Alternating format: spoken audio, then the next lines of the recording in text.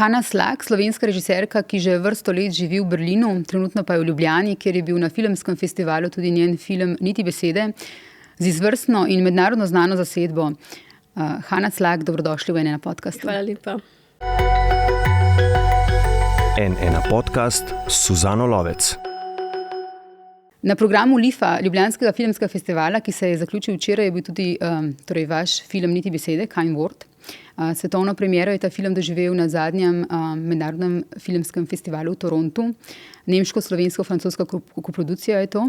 Film se ukvarja s posledicami nasilja, tudi tistega nasilja, kot ste vi pojasnili, ki ga ne doživimo mogoče sami, nas pa zaznamuje, tudi če nismo sami neposredno žrtve. Kakšne so lahko brazgotine, ki jih povzroča tako nasilje, tudi če ga recimo ne doživimo sami, ampak smo mu priča? Torej, zdi se mi, da je v filmu veliko različnih tem, ki se nekako slojijo in je zelo odvisno od gledalca, katere so tiste, ki bojo najbolj stopile v ospredje in najbolj rezonirale. Po svoje je to film, torej eno možno branje filma je, da je to film, ki je film o enem intimnem odnosu med staršem in otrokom in različnih komplikacijah in procesih, ki se v takem odnosu lahko zgodijo.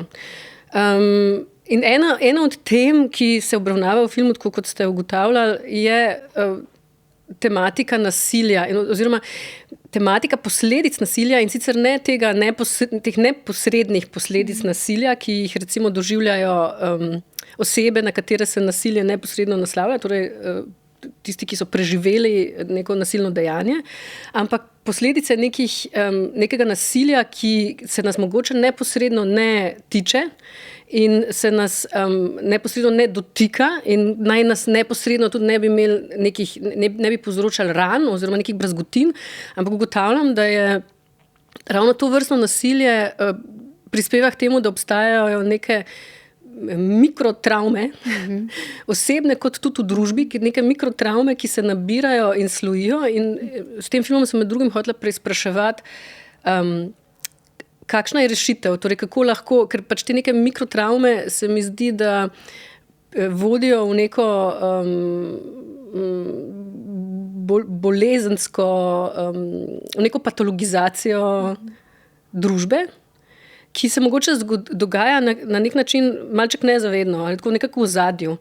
In torej moje vprašanje je bilo, kako lahko nagovorimo to vrstni proces, torej kako lahko nagovorimo neke rane, kako lahko ubesedimo neke travme, ki jih imamo od opazovanja nekih posledic nasilja, ki se nas mogoče direktno ne tiče in ki nekako nimamo pravice ga kot neko nasilje nad nami ubesediti.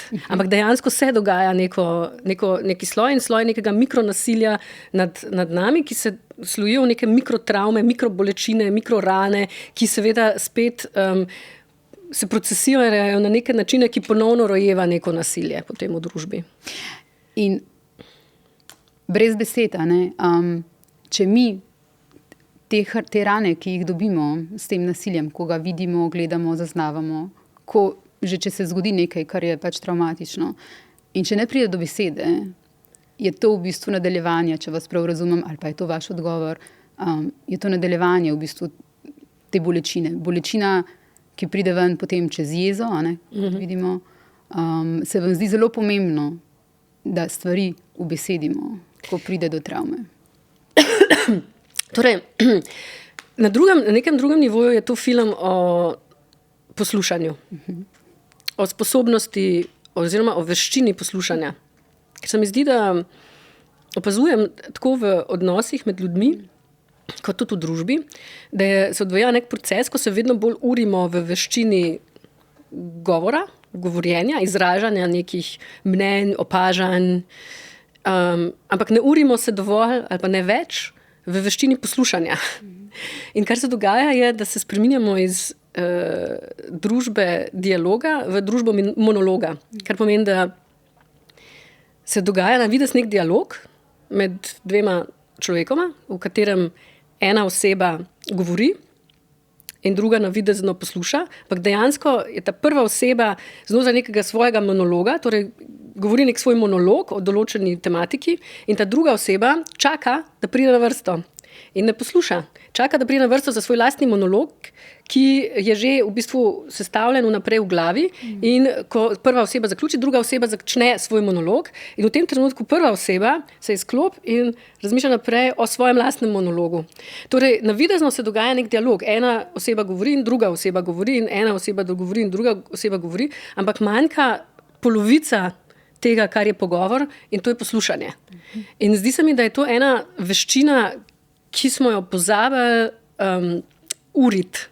Mislim, da je ravno tako, ko se treba uriti v retoriki, v sposobnosti govorjenja, je potrebno tudi, da se urimo v sposobnosti poslušanja.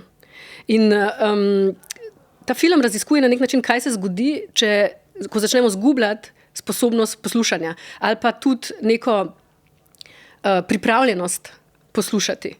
Ko smo vedno bolj zapiramo v neko lastno predstavo, v neko lastno projekcijo tega, kaj se dogaja in nehamo preizpraševati realnost in na nek način ta refresh gumb pritiskati, da vedno znova vidimo, kdo je naš sogovornik, kaj misli in kaj se dogaja. Ampak imamo neko predstavo, ki jo projiciramo na realnost, projiciramo na sogovornico, sogovornika in si na ta način ustvarjamo neko fikcijo, v kateri se lahko zgodi, da se vedno bolj znajdemo v nekih ekstremih, kamor si sploh nismo predstavljali, da se lahko podamo.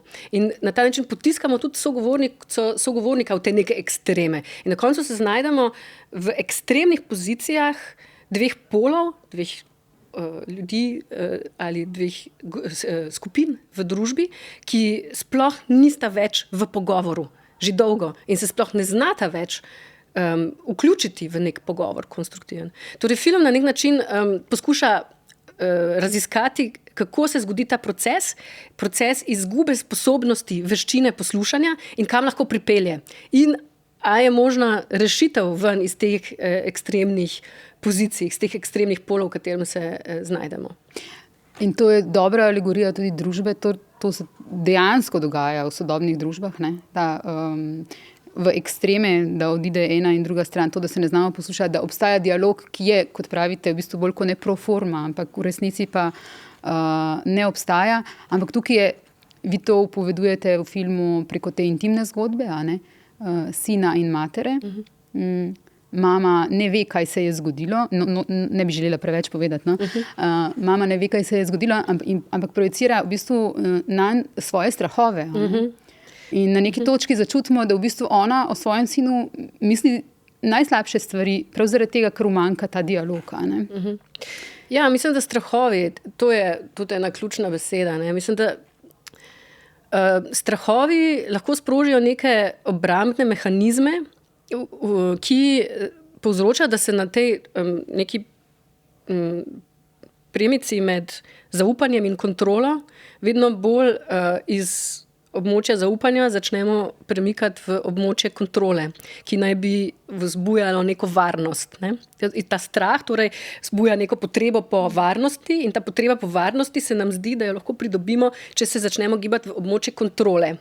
Torej kontroliramo zgodbo, kontroliramo, kaj se dogaja, kontroliramo otroka, kontroliramo, kako vidimo družbo in tako naprej. Ampak dejansko je edina možna varnost, tako osebna kot družbena, v območju zaupanja. Ampak zaupanje je seveda neka investicija in pač zahteva veliko več dela kot kontrola. In to, kar se zgodi med tema dvema likoma, je dejansko, da zgodi se neka travmatična zgodba, ki se ju direktno ne tiče. To recimo se lahko dogaja tudi v družbi. Nam se trenutno dogaja neka travmatična zgodba, ki se nas direktno ne tiče, ampak se nas vseeno še kako tiče in se nas tudi dotika.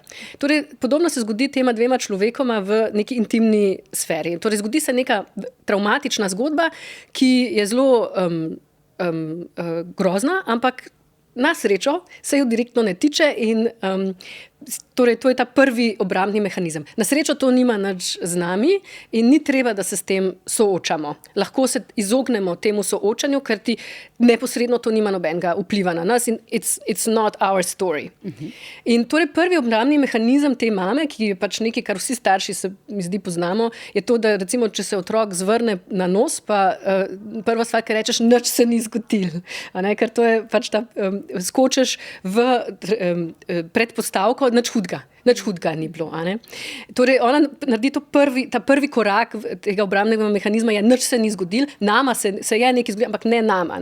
Nama se ni nič zgodilo, tebi se ni nič zgodilo in vse skupaj nima veze zdaj z tem, da se trenutno slabo počutiš, ampak to nima zdaj veze s tem nekim travmatičnim dogodkom. In potem se začne, iz tega strahu se zgodi, da ne začnemo preizpraševati,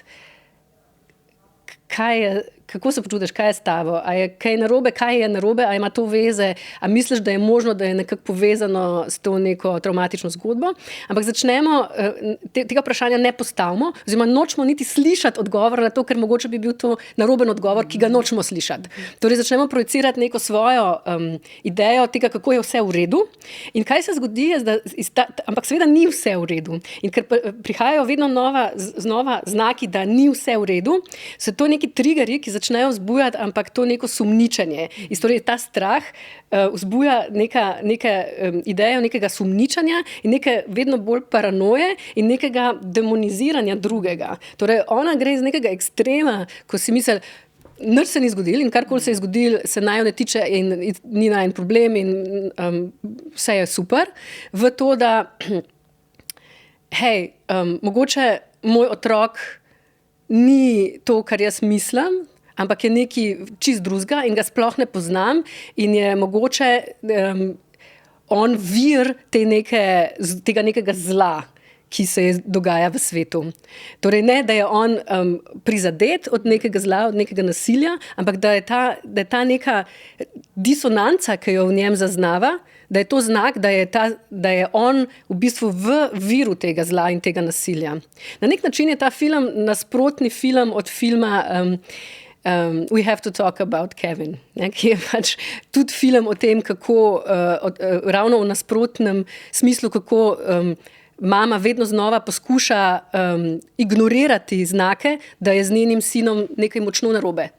In to je tudi film o tem, kako ta mama poskuša ignorirati znake, da je z njenim sinom nekaj močno narobe in ko jih neha ignorirati, jih začne po svoje interpretirati kot nekaj popolnoma drugega, kot to, kar je dejansko se temu otroku zgodilo.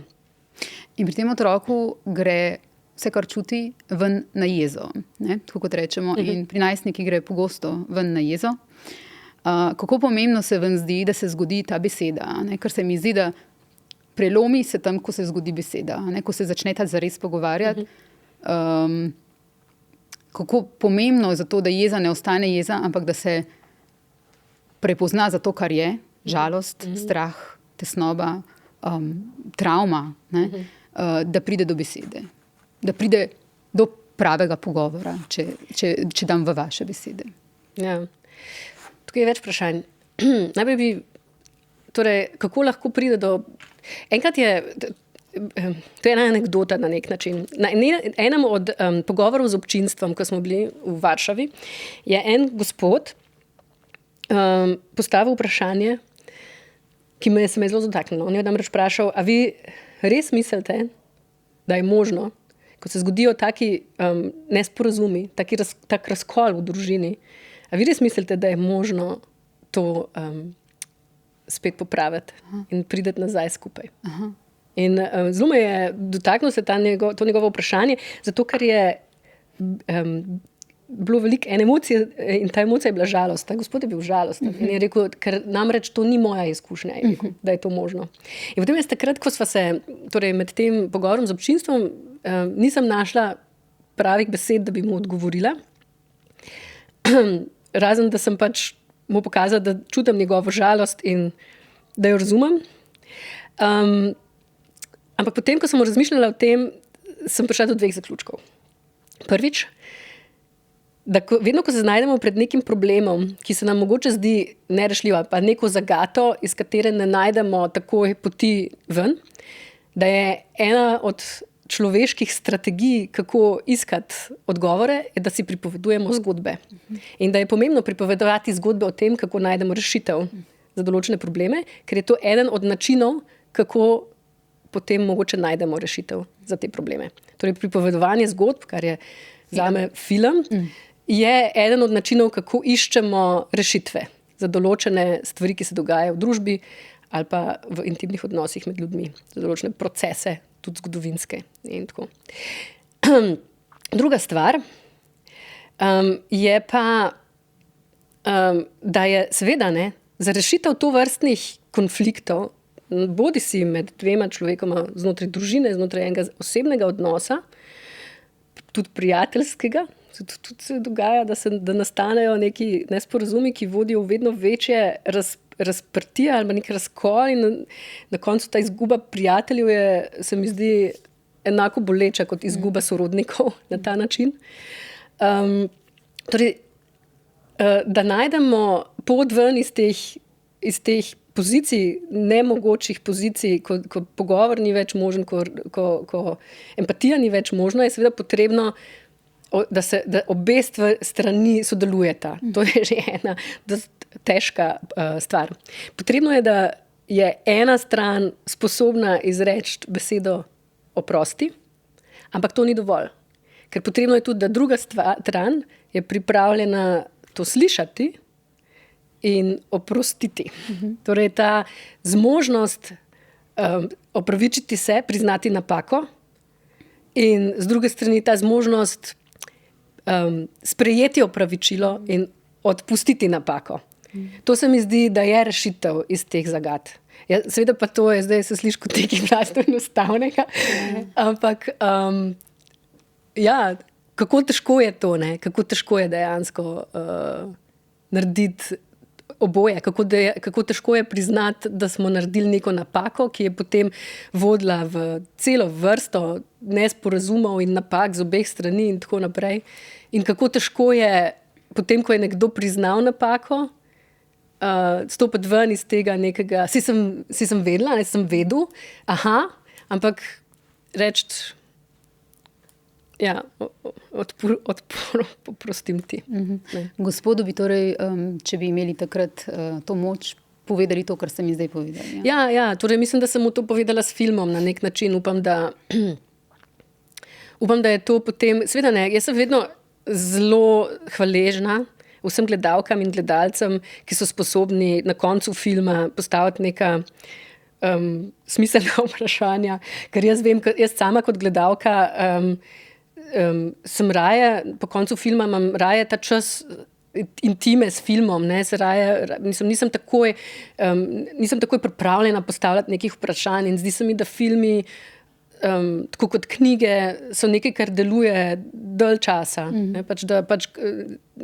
Doživetje filma se ne konča z zaključno špico, ampak ga potem vzamem s sabo v moj vsakdan, v moje življenje in mogoče nekaj dni kasneje šele pride neka misel ali pa neka reakcija, neko čustvo, ki je tam bilo inicirano, ampak se še ni uspelo artikulirati. Tako da sem vedno zelo, me tako impresionirajo ljudje, gledalci, gledalke, ki uspejo artikulirano in premišljeno reagirati na film takoj po koncu filma. Ampak upam, da ta film ponuja nek možen odgovor na to vprašanje, kako izgubimo stik drug z drugim in kako ga spet najti. Ob tem filmu ste se poglabljali, mislim, da ste to rekli, tudi v lastne odnose z mamo, odnos z otroki. Koliko vas in vaših razmislekov osebnih in koliko razmislekov o odnosih drugih čera, drugih mam je v teh likih? Jaz mislim, da vsak film, vsaka zgodba, ki jo delam, se na nek način dotika mojega življenja. Zato tudi v bistvu te zgodbe rezonirajo z mano ali pa sprožijo neko nujo, ravno to zgodbo uporabiti in povedati. Ampak to še ne pomeni, da so te zgodbe tudi direktno neki prevodi stvari, ki se dogajajo v mojem življenju. Mislim, da je to tako, recimo v primeru tega filma, je sigurno tukaj eno opazovanje te dinamike odnosa med otroci in starši z obeh strani. Torej, opazovanje te dinamike z mojega stališča kot otrok, ki je najprej šel skozi svoje otroštvo, potem se rebeliral in odšel po svoje in potem sam postal starš in ponovno pod drobnogled vzel svoje lastno otroštvo in svoj pogled na svoje starše skozi to drugo optiko. In potem je tudi moja izkušnja kot starš, ko poskušam razumeti, kako moji otroci vidijo recimo mene kot starša ali pa kako je to zdaj njihovo otroštvo, je to neka njihova zgodba, v kateri jaz igram to neko stransko vlogo starša. Ne? In to je zelo zanimivo je tako opazovati. Tako da jaz mislim, da je v obeh likih veliko tako, torej v liku Larsa, v liku tega sina je veliko mene kot otroka in je veliko mojega opazovanja mojih otrok kot otrok in tudi opazovanja iz okolice, prijateljev, sosedov, znancev, njihovih otrok in njihovih odnosov. In ravno tako se mi zdi, da je v liku tega starša, te mame, je moj pogled na moje starše, ampak je tudi moje pogled na mene kot starša in je pogled na druge starše, ki jih poznam. Torej, gre za neko opazovanje tega odnosa, teh možnih odnosov in teh možnih dinamik med starši in otroki in teh nekih mikronapak, ki jih delamo v teh odnosih, ki so strašno zanimive. Potem pa pride ta kapljica fikcije, ne, ki je ta neka, kaj pa če, torej opazujemo te odnose in si ustvarimo neko teorijo, neko podobo tega, kako ta dinamika funkcionira in potem vzamemo kapljico neke fikcije in to potenciramo in se rečemo, kaj pa če bi se zgodil recimo tole. In to je pač, gre za stvari, ki se mogoče niso pripetile v življenju nikogar od teh ljudi, vključno z mano, ki sem jih opazovala, ki jih opazujem, ampak je na neke vrste poskus.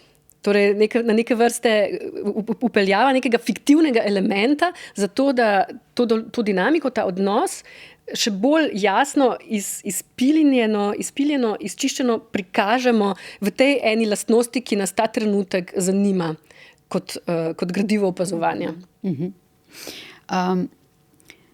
Nekaj pomembnega so v Variety, ko so pisali o vašem filmu, zapisali, da za Hano Slak je pomembno, da imajo starši izpolnjujoče kariere, za umetnike, da imajo izpolnjujoče osebne odnose, ne pa da moramo izbirati med enim in drugim. Kako pomembno se vam to zdi in kako težko je bilo priti do tega spoznanja, če ste prišli do njega?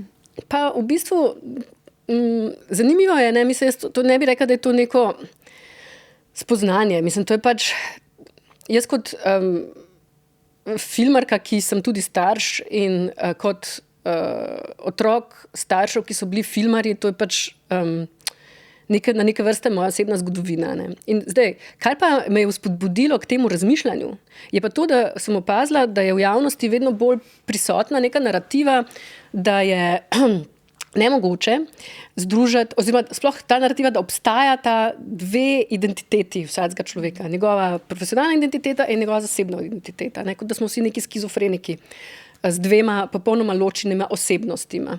In da je nemogoče zdaj nekako iti v življenje s tem, da enakovredno vlagamo v obe te osebnosti, ampak da se je treba odločiti. Ne? Ali boš da je imel profesionalno kariero in se boš na to osredotočal, ali pa se boš odločil imeti bogato zasebno življenje, bodi si družinsko, bodi si obstajajo tudi druge pomembne caregiving vezi, a ne samo starševstvo, in se boš osredotočil torej na to. Ampak oboje pa ne gre. Ne? In kot da sto to dve popolnoma ločeni biti v nas. Pač to ni moja izkušnja, ne kot otrok, ne kot starš in ne kot človek, ki opazuje, kako se odvijajo stvari v družbi in ne kot nekdo, ki je ljubitelj umetnosti. Ljubiteljica. Torej, jaz bi rekla, da moje opazovanje pa je takšno, da ne obstajata dva pola našega življenja, ampak da je to ena osebnost. Mi smo ena oseba, ki se uči in nabira izkušnje tako skozi naše profesionalne izkušnje, kot skozi naše izkušnje v zasebnem življenju. In to se prepleta. Torej, to, kar se naučimo skozi odnose, skozi izkušnje v zasebnem življenju, so stvari, ki jih lahko uporabimo v našem profesionalnem življenju in postanemo boljši v svojem poklicu. In to, kar se naučimo v svojem poklicu, med svojim profesionalnim delom, pa ne glede na to, ali je zdaj to ustvarjalno delo, umetniško ali kakršnokoli delo, večina tega, kar delamo, temelji na nekih medčloveških odnosih. Torej, karkoli se naučimo v tem profesionalnem življenju, so tudi včasih pridemo do nekih rešitev in spoznanj, ki jih lahko uporabimo, da izboljšamo odnose v našem zasebnem življenju. Zdi se mi, da se to prepleta in da se enostavno kot človek rastemo in se učimo, če imamo bogato življenje, tako na eni kot na drugi strani. In če imamo neke izpolnjujoče izkušnje, tako na eni kot na drugi strani. S izpolnjujočimi izkušnjami pa ne mislim, da morajo biti vse te izkušnje pozitivne. Največ se naučimo iz nekih negativnih izkušenj dejansko, iz nekih problematičnih momentov, tako da, ki jih presežemo. Če jih presežemo, je to največja možnost, da se nekaj naučimo. In če presežemo neko krizo v službi, v profesionalnem življenju, se iz tega dejansko naučimo določene stvari, ki jih lahko uporabimo, ko pride podobna kriza v našem osebnem življenju in obratno. Torej, mislim, da teh stvari ne moramo ločiti in da dejansko so najboljši profesionalci tisti, ki imajo tudi bogato osebno življenje. Poleg tega pa mislim, da je dosti jasno, da so najbolj pomembna umetniška dela tista, ki so nastala,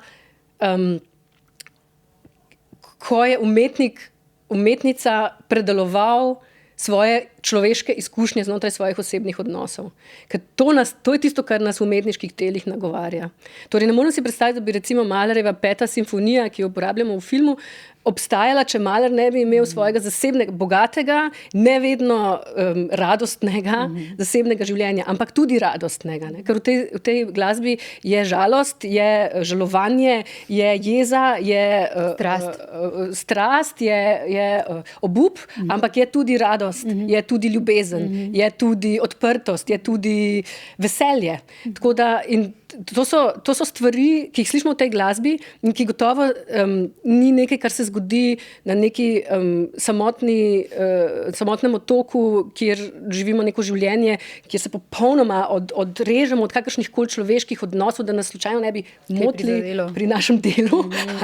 Mislim, jaz sem hotela ravno odpreti to neko novo okno v tej diskusiji in reči, ampak a je dejansko tako na tem svetu? A je dejansko tako, da lahko da mladim ljudem govorimo, lahko si uspešen v poklicu, samo če se odrečeš izpolnjenemu osebnemu življenju.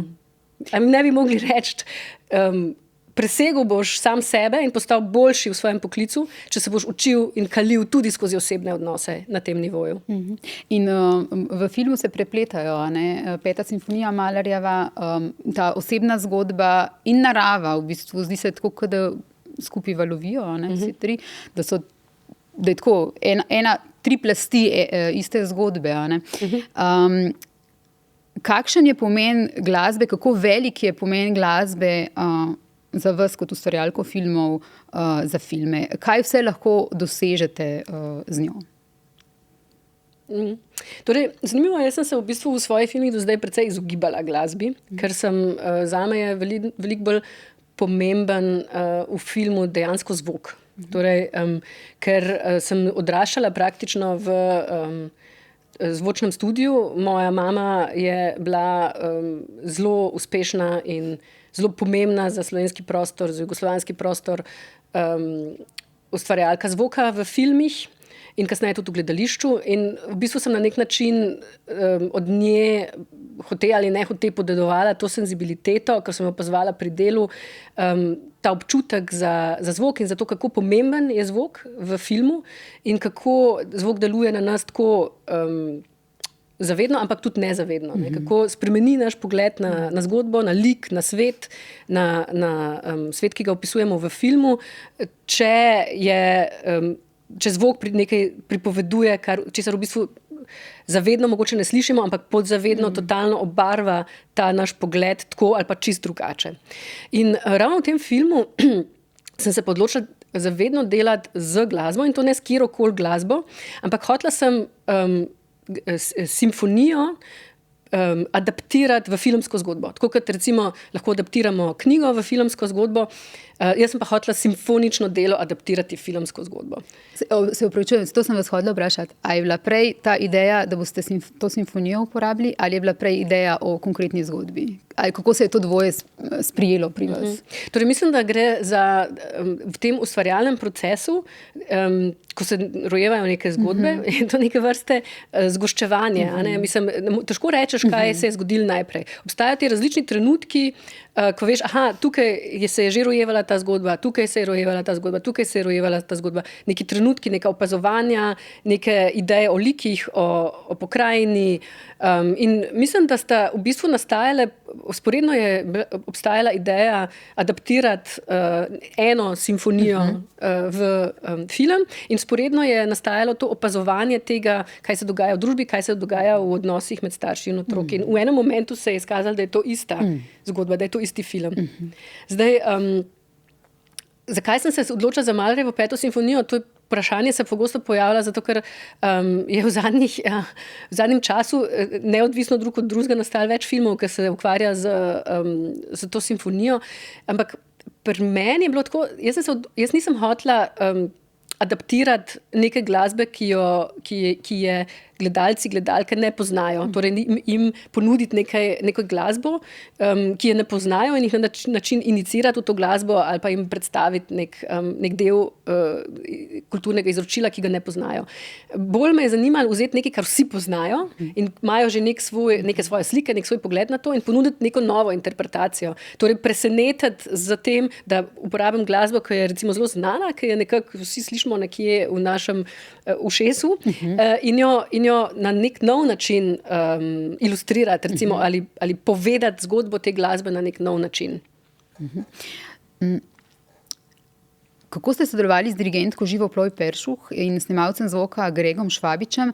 Zdaj, kaj ste jim, ko ste se odločili za to, ko ste zdaj opisovali, kakšen je tukaj umetniški proces, kaj ste njima dvema rekli, ko ste ju povabili k projektu? Zdaj, tukaj mogoče sem pozabila povedati, veliko je seveda nemških igralcev v filmu, ampak kar znatna je tudi ta slovenska zasedba. Ja.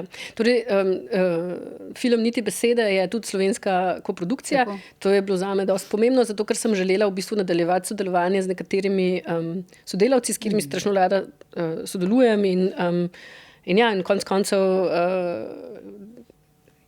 moja slovenska identiteta kot filmarka je tudi na nek način zelo pomembna in mislim, da je prisotna v filmu. In ena od teh, torej, kako sem delala z Živo, to je zanimivo. Mislim, jaz sem najprej začela z Živo sodelovati, torej povabila sem jo na kavo in na pogovor. Nisva se poznali, ker sem delala sem raziskavo na temo dirigentke, ker sem vedela, da bo glavni lik v filmu dirigentka in to je bilo še med pisanjem scenarija. In sem se hotela z Živo usesti na kavo, da mi pove, kako je živeti v tem poklicu. Torej, kakšne so specifike, ker jaz sem vedela, jaz gledam zdaj na ta poklic z mojega stališča, ki je stališče režiserke in sigurno obstajajo tle neke diskrepance. To ni isti poklic. Torej, obsedajo nas druge stvari, zanimajo nas druge zadeve. Drugačne stvari so tiste, ki jih nosimo z vaj domov in spet od doma na vaje. In to je bilo blazno zanimiv pogovor. Dobili smo se v kavarni hotela Union. Spomnim, da smo se začeli pogovarjati, da pogovor kar traja in zelo zanimivo mi je bilo slišati, torej poslušati na nek način, kako Živa opisuje te iste stvari, ki jih jaz poznam iz lastnega življenja, ampak iz popolnoma drugega sveta. Se pravi, to, kar so pri meni neke slike, zgodbe, liki, neke teme, so pri njej tudi seveda teme, ampak veliko gre za ritem in za nek tempo. Za nek tempo, ki določa potem v določenem obdobju njeno življenje. Ker pač, ko se ukvarja z neko določeno glasbo, z nekim določenim tempom, potem ta tempo ves čas nosi s sabo v glavi in dejansko se potem vse dogaja, od kuhanja do prebiranja pravljic otrokom v tem tempu. In to se mi zdaj blazno zanimivo, kako to je nekaj, česar se ne bi mogla spomniti. Torej, dejansko je research je zame ena zelo pomembna del ustvarjanja filmov, ustvarjanja zgodb.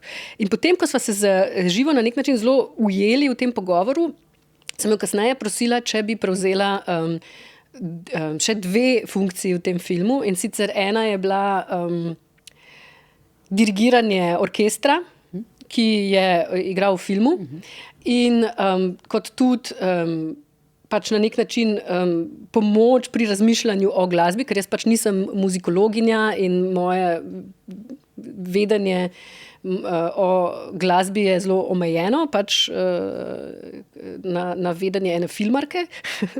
In tako sem jo prosila, da mi pomaga tudi ob mojem razmišljanju in vizualiziranju teh zgodb, da me malo vodi in da mi malo pomaga z svojim znanjem. In hkrati, da dirigira orkester. In potem v naslednjem koraku smo jo prosili tudi, da postane trenerka, tako rekoč, za glavno igralko, kar se tiče dirigiranja. Kar je bila zelo, zelo pomembna in občutljiva naloga, ker je to... to je za igralko bilo en zelo velik izziv in kot na nek način nek prehod v drugo agregatno stanje. Ne? Ker v bistvu smo opazili, zelo očitno opazili, da pri dirigiranju oziroma pri razmišljanju o glasbi, pri ustvarjanju glasbe, da dejansko uporabljamo drug del možganov nevrološko, kot recimo pri ustvarjanju stvari z besedami ali pri igri, pri ustvarjanju lika skozi igro. Ne? In pač početi oboje hkrati je praktično nemogoče. Težko je biti v liku in hkrati dirigirati, ker bi mogli imeti nek superkompjuter, ki bi hkrati dva popolnoma različna dela možganov uspel aktivirati. Tako da, Živa je naredila več delavnic z Maren Eggert in to je bilo super, da je Živa zelo dobro razumela, da ne gre za to zdaj iz Maren narediti neke vzorčne dirigentke, ampak gre za to poiskati tudi skozi dirigiranje ta lik Nine. In mislim, da jim je to krasno uspelo. Vi ste odraščali s filmom, prej ste to omenili sami, vaš oče je bil slovenski režiser Francis Slak, mama poljska oblikovalka zvoka in umetnica Hanna Preuss, omenili ste jo že, oba zelo znana in cenjena umetnika. Sami ste že rekli, v bistvu, da vas je to že od malega zaznamovalo. Nekoč ste rekli, še preden sem vedela, da je filme mogoče gledati v kinu, sem vedela, da se jih dela. Kako je bilo videti v bistvu film z druge strani, ne? Ker vi ste ga poznali delanje filmov prej kot gledanje filmov, tako rekoč, ne? Se vam zdi, da vas je to kot umetnico tudi zaznamovalo, v bistvu to zgodnje obdobje, kjer ste v bistvu film doživljali z druge strani, strani dela? Ja. Mislim, jaz sem kot otrok doživljala film kot obrt, ne kot umetnost. Mogoče tudi zato, ker je bil to čas analognega filma in so bile obrtniške spretnosti, ki so še zdaj strašansko pomembne, ne? Ampak so bile še veliko bolj v ospredju. Torej, tako na snemanju filma kot v postprodukciji. Ne? Mislim, sem doživljala fascinacijo s to obrtjo. In z vsemi ljudmi, ki so specializirani za določen segment te kompleksne obrti, ki je delanje filmov. Tako da seveda me je to zaznamovalo, zato ker sem se, tako kot se pač otroci obrtnikov hote ali ne hote naučijo določenih spretnosti in veščin, ki jih tem, da jih opazujejo ali pa da tam nekaj malega zraven delajo, to isto se je dogajalo tudi pri meni. Ne? Jaz sem se dolgočasila na snemanjih, pa so se me večinoma scenski mojstri usmilili, pa so mi dali tam nekaj za spucati ali pa kaj za zgraditi. Ali pa v postprodukciji sem se dolgočasila med miksom in sem potem bežala v montaže filmske, kjer so se me usmilile asistentke montaže in so mi dale kaj za delati. Ne? Ker, recimo, zelo ponosna sem bila sem stara nekih 7-8 let, da so mi dale za numerirati perfotrak. Torej, perfotrak je bil magnetski trak, na katerega se je snemal zvok. Kot vemo, se zvok se je snemal in se še vedno snema posebej in slika se snema posebej. In perfotrak je pač tak magnetski trak, ki ima te perforacije in ker tam ni videti, kje je frame, ne? Ker na filmskem traku vidimo, kje je frame, medtem ker na tonskem pač ni frame, je pač tonski zapis, ne gre po slikicah.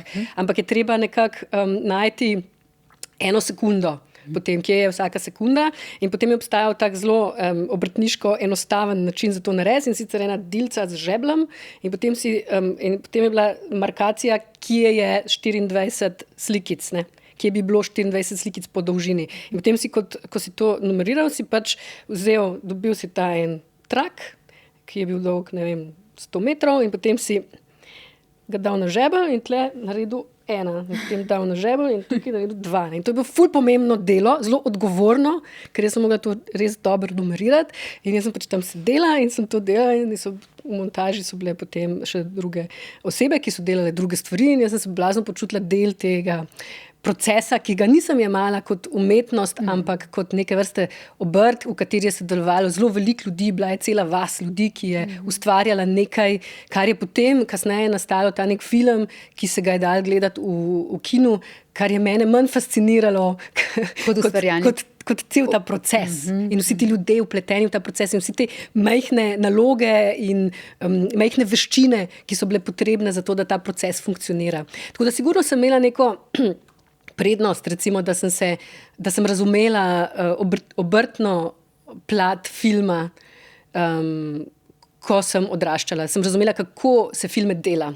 Ampak nisem imela pa tega prirojene, recimo, ali pa nihče me ni učil veščine pripovedovanja zgodb. Ne. To je pa nekaj, kar se je dejansko pri meni porodil iz velike ljubezni do literature in jaz mislim, da kakor se spomnim, sem si celo življenje želela postati pisateljica in to sem totalno se je ponesrečilo, ni mi uspelo. No, pišete čez film, ne? Ja, tako rekoč. Ja. Pripovedujem zgodbe čez film. Prej, ko smo govorili o 5. simfoniji, ne? Mislim, da ste tudi za Variety rekli nekako tako, da je treba najprej videti to temo, če hočemo iz travme iziti. To je bilo, mislim, da v kontekstu filma Rudar. Tudi, ker zdaj ravno prihajam k Rudarju. Namreč po zgodbi Rudarja Mehmedalija Alića, ki je v hudi jami odkopaval slovensko zgodovino in mrtve pobite leta 1945 v povojnem množičnem grobišču. On je izgubil tudi številne sorodnike v Srebrenici, tudi 2 brata. In bil je v Sloveniji med izbrisanimi. Skratka, vi ste posneli po njegovi zgodbi film Rudar, The Miner, ki pa ni dokumentarec, ampak fikcija. Vam se je zdelo izjemno takrat pomembno, da gre za fikcijo, da zgodbo poveste preko fikcije. Zakaj? Mislim, zato, ker znova gre za iskanje neke rešitve. Ker pač meni se zdi, da je bila nuja narediti ta film, bile sta 2 plati, zakaj je bilo nujno narediti ta film. Po eni strani je bilo nujno vrniti Mehmedaliji in celi družini Alić njihovo dostojanstvo in pokazati njihovo junaštvo na nek način in njihov humanizem. In to je bila ena stvar. Druga stvar je bila pa, da sem opazila, mislim, da nisem opazila, ampak si ga vsi poznamo, to ni nekaj, kar se en dan zbudiš, pa to opaziš, ne? Da obstaja v slovenski družbi ta nek razkol med 2 poloma, ki se zdi nepremostljiv. In da je ravno ob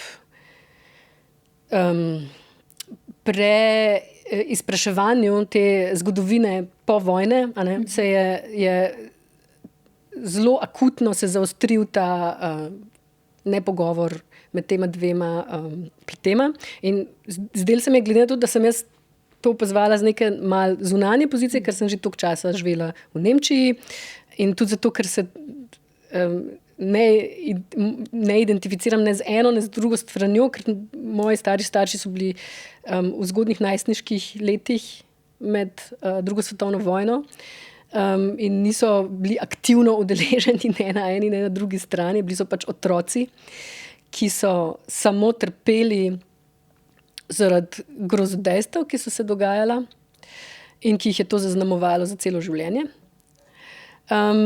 In sem razmišljala, da bi bilo nujno, kar se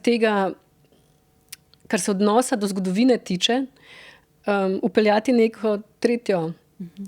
tretji glas, ki ni glas jeze in sovraštva in prizadetosti, ampak je glas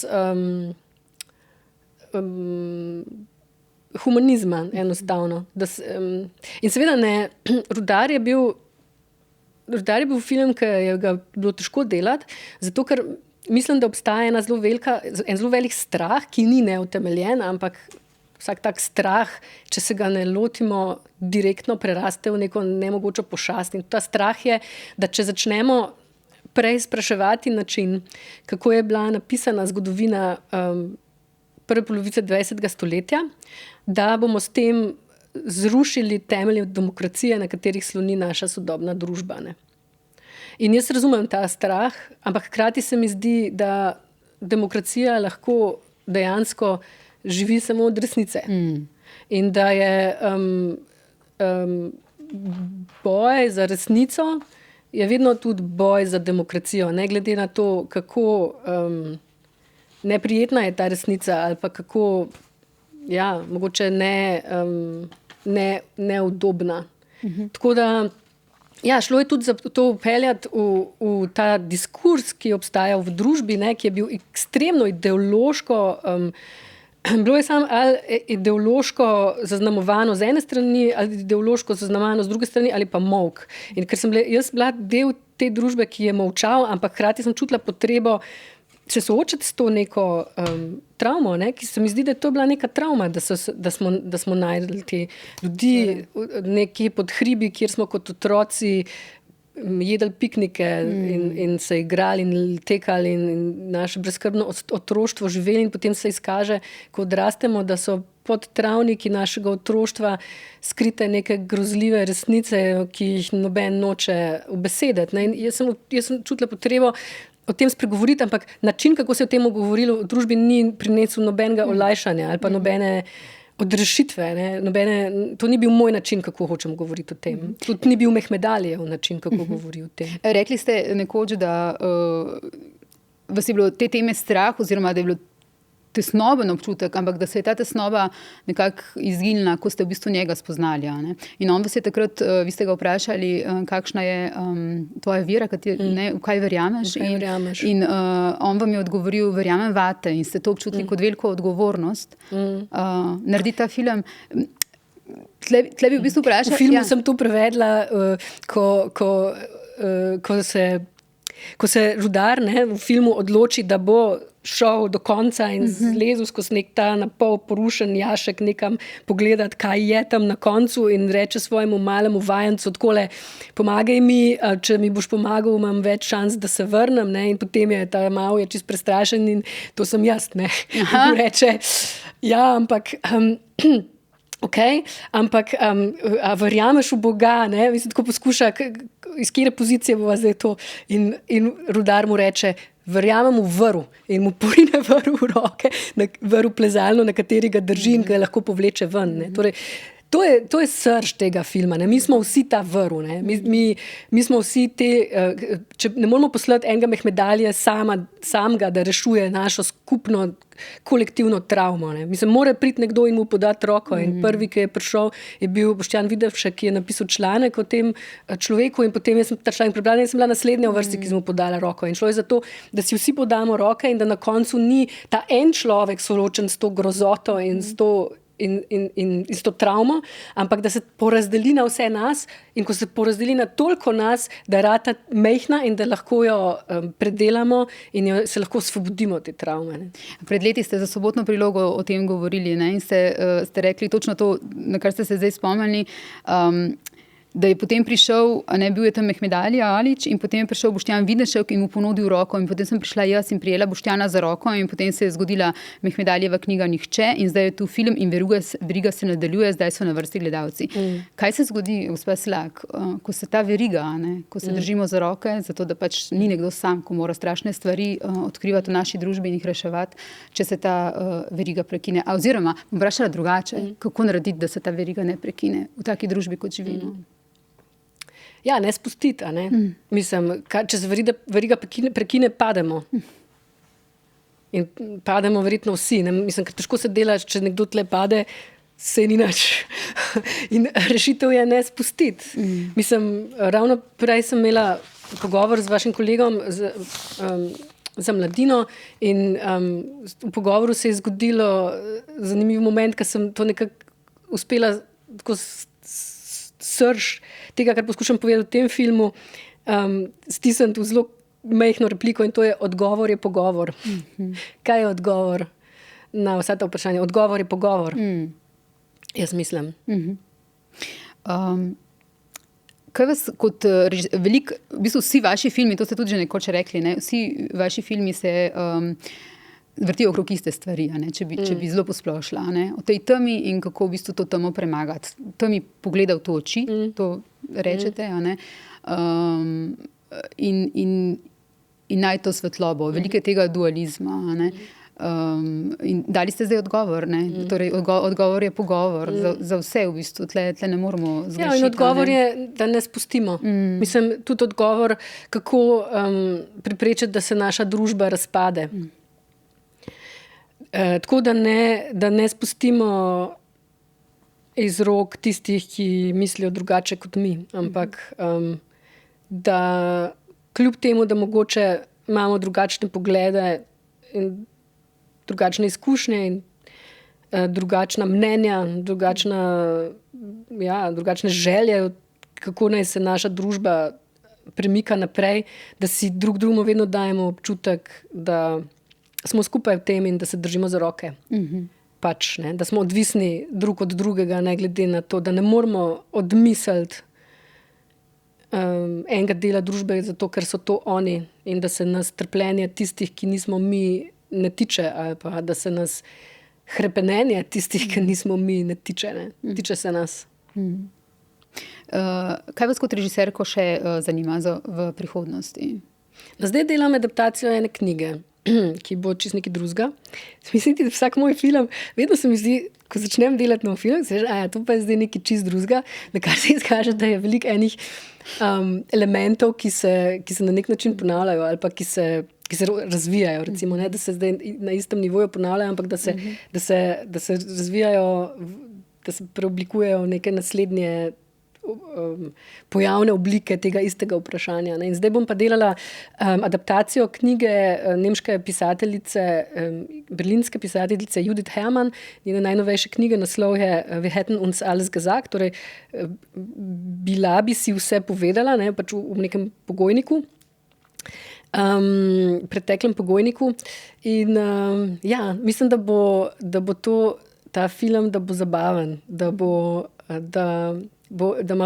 to je film, v katerem bo veliko humorja, knjiga in je film, v katerem bo veliko humorja.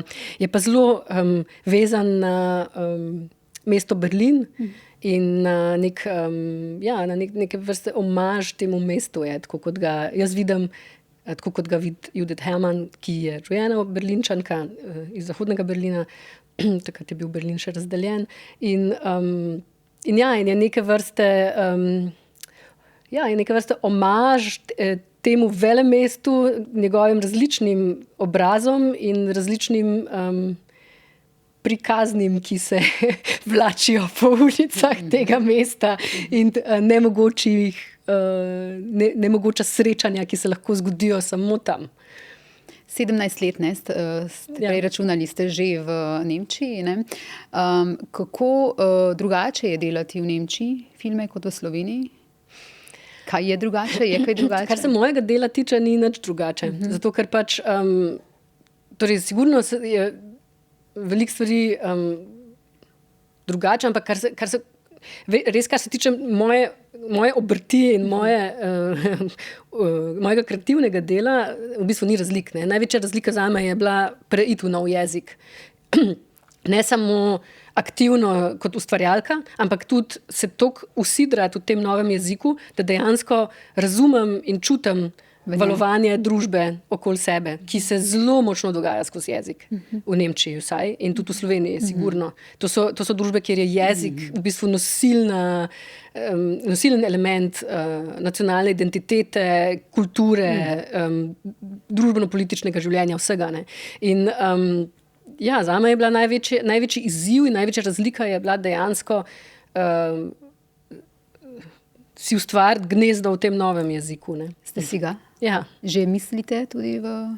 Ja, odvisno. Kako se reče, ali že sanjate v nemščini? Sanjam v vseh možnih jezikah. Mislim, v glavnem sanjam v barvah. Naj ne bi bilo barv, ampak moje sanje so res v barvah. In tudi v vonjih sem zadnjič ugotovila, ki niso vedno prijetni. No ja, ampak zdaj ne bi o tem govorila. Ampak sigurno je trajalo, da sem se v nemščini kot v jeziku, da sem se torej, selitev v Nemčijo ni bila nekaj, kar se je zgodilo tako z enega dneva na drug dan. Ne. Predvsem nisem nameravala odseliti, ampak sem šla samo malo v Berlin. Ker sem bila konc 20 in sem šla malo pogledati. Ne. V Berlin, ki je pač tako logično, ne, iz manjšega mesta v večje mesto greš malo pogledati, kaj se tam dogaja. In pol je tako nanesel, da sem nekaj let zatem ugotovila, da zdaj živim v Berlinu, očitno. In potem sem nekaj let zatem ugotovila, da že toliko časa živim v Berlinu in imam tam družino, da je smiselno, da zaprosim za nemško državljanstvo. In hkrati se je dogajalo to, da so se moje življenjske izkušnje in moje življenje, da se je vedno bolj odvijalo v nemškem jeziku. In to je tisto, ne, da pač jezik potem začne oblikovati to, kdo si. Ne, in pač ne gre toliko za to, a misliš v tem jeziku, ampak gre toliko za to, a se tvoje življenje dogaja, a se izkušnje dogajajo v tem jeziku. In to je dejstvo, da pač v enem momentu je moje življenje začelo se odvijati vedno bolj v nemščini in vedno manj v slovenščini. V Sloveniji se vedno bolj na srečo pogovarjamo tudi o ženskih režiserkah, o njihovem položaju, o tem, zakaj dolgo časa za njih ni bilo in tudi zdaj še mogoče ni dovolj poskrbljeno. Ali se od tega, kar vi vidite, čutite, doživljate, se razmere za ženske režiserke izboljšujejo? Ne mislim samo v Sloveniji.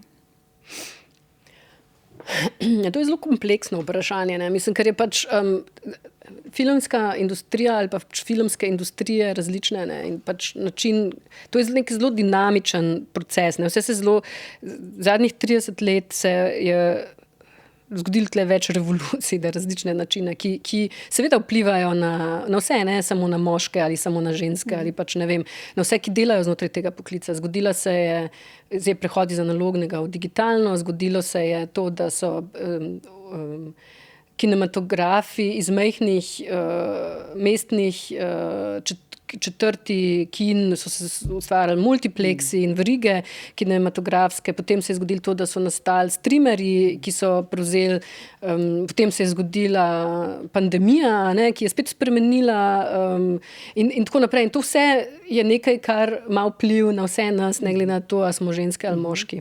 Torej, in znotraj tega se pač potem postaviti vprašanje, kako se spreminja zdaj dinamika odnosov in delovnih pogojev za ženske. Je zelo kompleksno vprašanje, ne? Ampak bom poskušala vseeno odgovoriti. Torej, mislim, da je v zadnjih 10 letih, da se je zgodilo to, da smo se tega vprašanja nehali lotevati emocionalno, ampak smo se ga začeli lotevati za stališča številk in pač bolj znanstveno smo pristopili do tega, recimo, in to je določene stvari pospešilo. Zato, ker mislim, da so mnoge od mojih kolegic in tudi jaz smo se zelo težko lotevale te tematike z emocionalnega stališča, ne, ker pač nam je ta način tuj. In lažje nam je bilo potem začeti spregovoriti in se tudi angažirati, ko se je ta narativa, ko se je ta diskurs premaknil bolj v neko raziskovalno, v neko bolj objektivno, recimo, ali pa neko bolj racionalno, kognitivno način komunikacije. A ne? In mislim, da so se stvari dejansko premaknile za eno stopnjo. Torej, jaz vem, da ko sem začela svojo kariero, kadar sem hodila po festivalih s svojimi filmi, je bila verjetno tam nekje še ena režiserka, ampak je ravno že odšla. In zdaj vedno lahko srečam kolegice, kar je, seveda ne, to je najbolj prijeten del teh izkušenj festivalskih stik z občinstvom, pa potem izmenjava z kolegicami in s kolegi, in še posebej s kolegicami. In zdaj vidim, da je res več režiserk, ki zelo suvereno, seveda ne, veliko bolj suvereno kot režiserji, ker pač takšna je narava našega obstoja v tem poklicu, nastopajo z izjemnimi zgodbami, imajo strašno močne stvari zapovedati, zelo zanimive estetike in zelo zanimive, strašno zanimivi filmi, strašno zanimivi ljudje, ki jih lahko srečaš. Ampak še vedno je pa tako, da opažam kljub vsemu, ne, da je v javnosti bila en val, ker se je strašno veliko poudarjal to, da je neka režiserka naredila film. Ne. In to se je tako poudarjal, da je v javnosti nastal nek napačen vtis, da je zdaj večina filmov, ki nastaja, da jih ustvarjajo ženske. Ali pa da se je ta balans praktično prevesil, ne? Da zdaj, če je bilo prej, 18 proti, 82%, ne? Da pa zdaj je že 70% ženske, 30%. To nikakor ni res, ne? Mi smo mačken recimo popravili to razmerje, ampak velika večina ljudi, ki jim je omogočen, ki si pridobijo dostop do financ, do denarja, do možnosti, so še vedno režiserji. Režiserke so še vedno manjšina.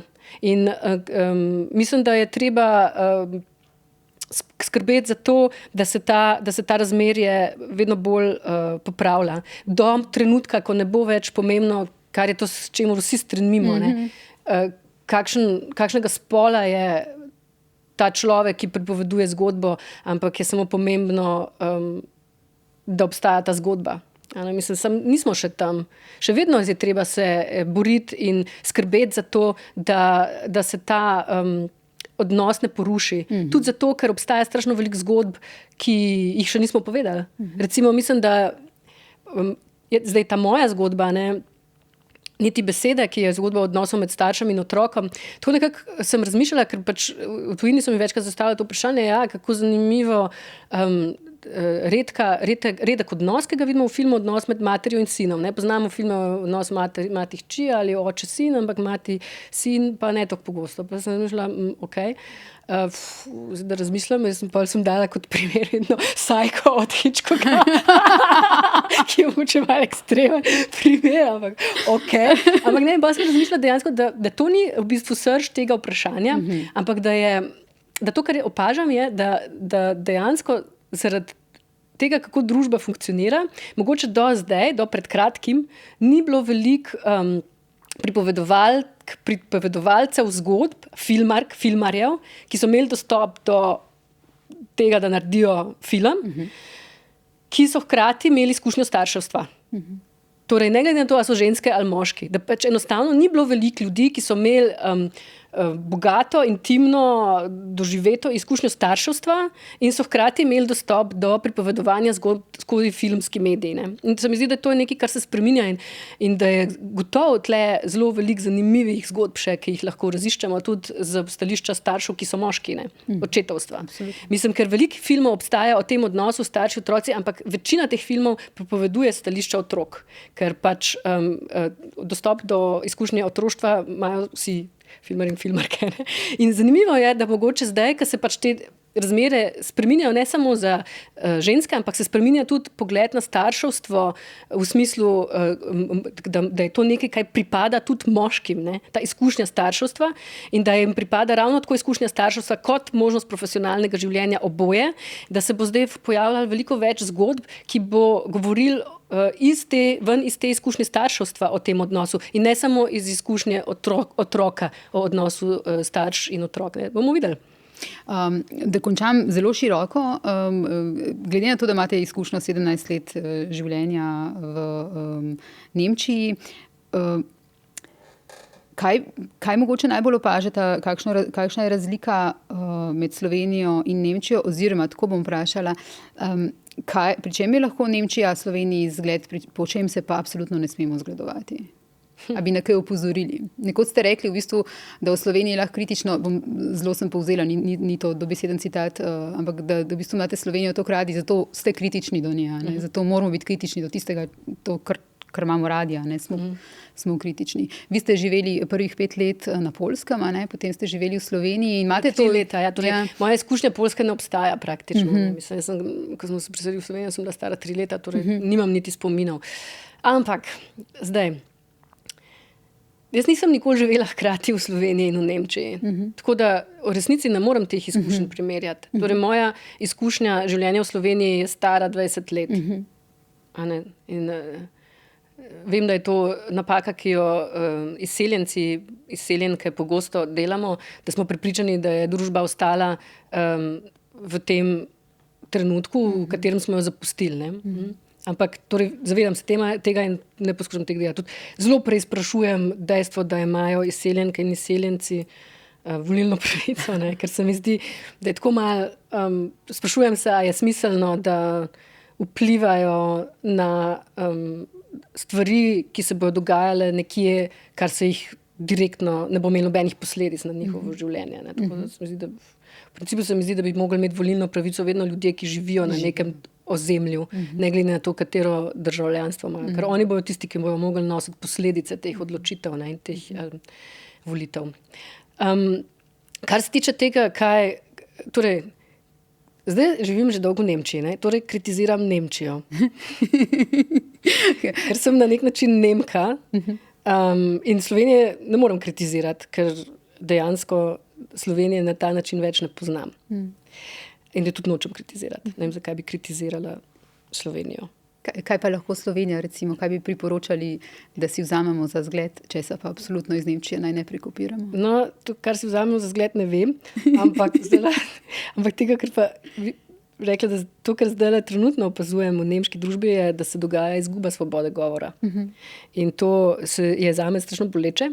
Ne toliko iz stališča, da jaz ne morem izražati nekih svojih mnenj ali pa pogledov, ker se mi zdi, da to je manj, torej te izgube ne občutim tako močno ali je manj boleče, bolj, ker pač sem velik ljubitelj kognitivne raznolikosti in tega, da obstajajo različna mnenja in različni pogledi in različne pozicije in to se mi zdi, da strašno bogati, to je to, kar mene zanima, ne? Kot filmarko tudi, pač, kako pa ta človek vidi to zgodbo, kako pa ta človek, kakšna zgodba je pa to, če je ta človek v njej nastopa, ne? Mislim, in ravno, torej zame je najbolj boleča je izguba te pluralnosti glasov, tega, da obstajajo najrazličnejša mnenja, ne samo ekstremna mnenja, ampak tudi vsa možna siva mnenja in nekatera so totalno smiselna, druga pa ne, ampak ravno to bogatstvo raznolikosti mnenj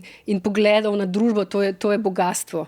In vidim, da se to, v Nemčiji se trenutno ravno dogaja izguba tega, izguba pluralnosti, izguba tudi svobode govora. Ljudje se enostavno ne upajo več govoriti o določenih temah, oziroma se sploh ne upajo govoriti več o nobenih temah, razen molčijo ali pa se ukvarjajo z potrošništvom, tako rekoč, ne? In potrošništvo je taka tema, ki je varna, ampak zanimiva pa ni, ne?